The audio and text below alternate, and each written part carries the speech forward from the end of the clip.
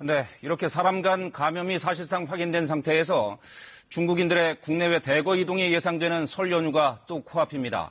신종 코로나 바이러스가 국내에도 급속히 확산되는 게 아닌가 우려가 큰데요. 전문가에게 들어보겠습니다. 고대 구로병원 감염내과 김우주 교수를 모셨습니다. 김 교수님 어서 오십시오. 네, 안녕하십니까. 예, 이 질문을 좀 먼저 드려야 되겠습니다. 세계보건기구 WHO가 긴급위원회를 소집했다는 소식이 들어오고 있습니다. 그만큼 상황이 심각하다는 뜻이겠죠?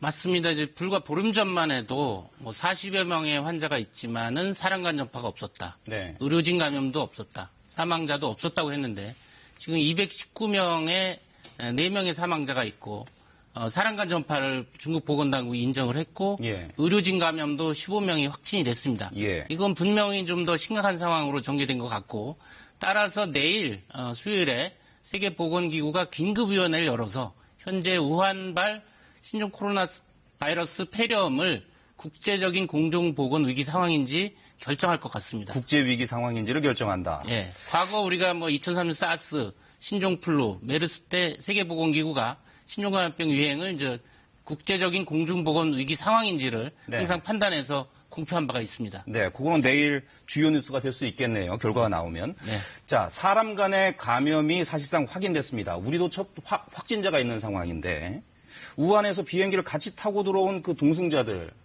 이거 괜찮겠습니까?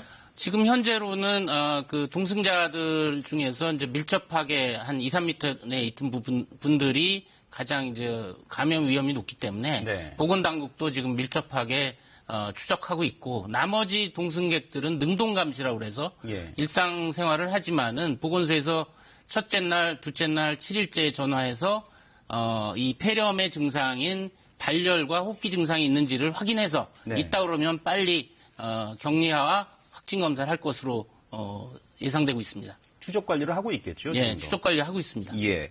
자, 신종 코로나 바이러스. 그 위험성을 좀 따져봐야 되겠습니다. 먼저 이 감염되면 어떤 증상 보이는 겁니까? 지금 잠복기는 2주 이내라고 보고요. 일단 네. 노출된 후에 잠복기를 지나서 발열, 열이 시작이 되고 예. 호흡기 증상, 그래서 기침이라든지 호흡곤란 이런 증상들이 이제 주증상이 되겠습니다. 따라서 겨울에 지금 흔히 생기는 폐렴하고 증상 측면에서는 크게 구별하기 어려운 감기랑도 비슷합니다. 예, 감기가 좀 심한 예. 상황하고 비슷합니다. 그렇군요. 그러면 이게 사람 간 전염이 확인됐고 중국에서는 사망자도 지금 계속 나오고 있습니다. 네. 치사율은 어떻게 보십니까? 지금 219명에 이제 4명이니까 치사율은 약 2%입니다. 현 시점에서. 네. 물론 이것이 유행이 종료가 돼서 나중에 이제 최종적인 치사율이 나오겠지만 현 시점에서 2%는 사스 때의 10% 그리고 중동호흡기 증후군 메르스의 30%보다는 치사율은 현 시점에서 낮은 것입니다. 네.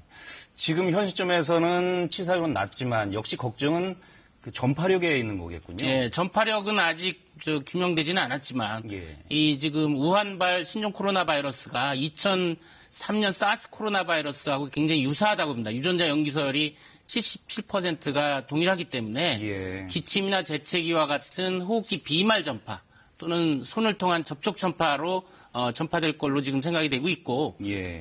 그런 전파 양식에 유의해서 예방하시면 될 것 같습니다. 이게 백신이나 치료제는 있습니까?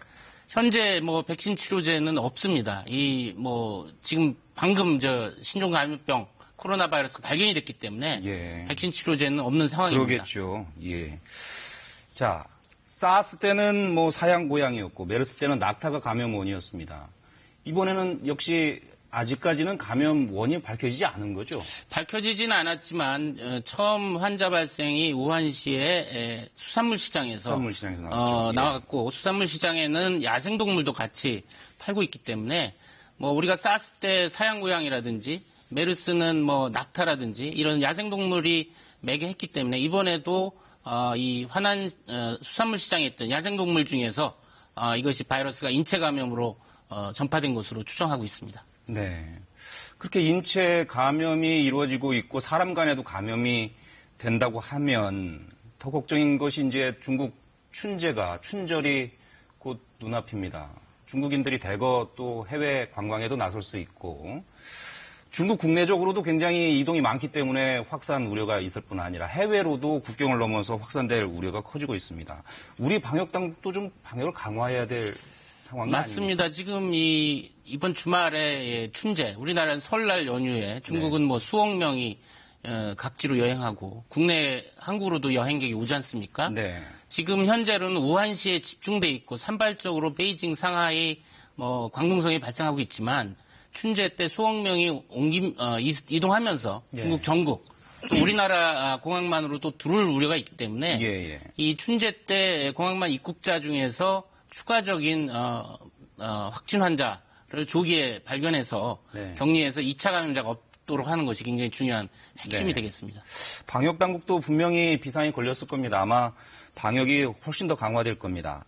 질병관리본부가 감염병 위기 경보를 격상을 했죠. 네. 주의 단계로 격상했습니다. 네. 이렇게 되면 어떻게 달라지는 겁니까?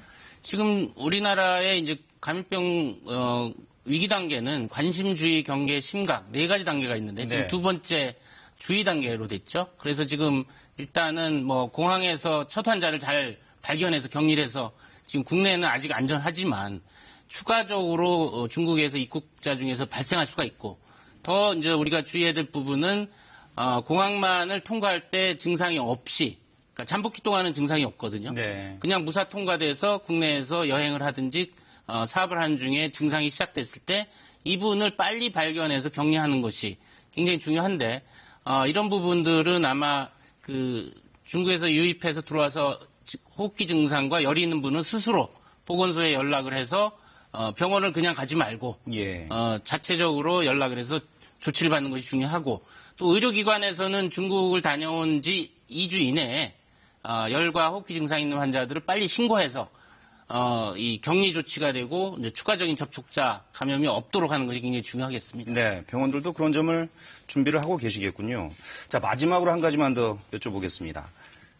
일상생활에서 우리 국민들이 할 수 있는 최선의 예방책이 있다면 좀 소개해 예, 지금 뭐 신종 이 우한 코로나 바이러스 폐렴도 독감이나 일반 감기처럼 기침 재채기로 전파되고 악수로 전파되기 때문에 손 씻기 열심히 하고 기침 에티켓 지키고 개인 위생을 철저히 하는 것이 기본입니다. 사실은 우리가 메르스나 사스 겪고 나서는 전 국민이 다 잘했다가 좀 세월이 지나면 좀 루스해지지 않습니까? 예, 예. 그러니까 지금 이런 기회에 좀 더 철저히 할 필요가 있겠다고 생각합니다. 네, 역시 개인 위생이군요.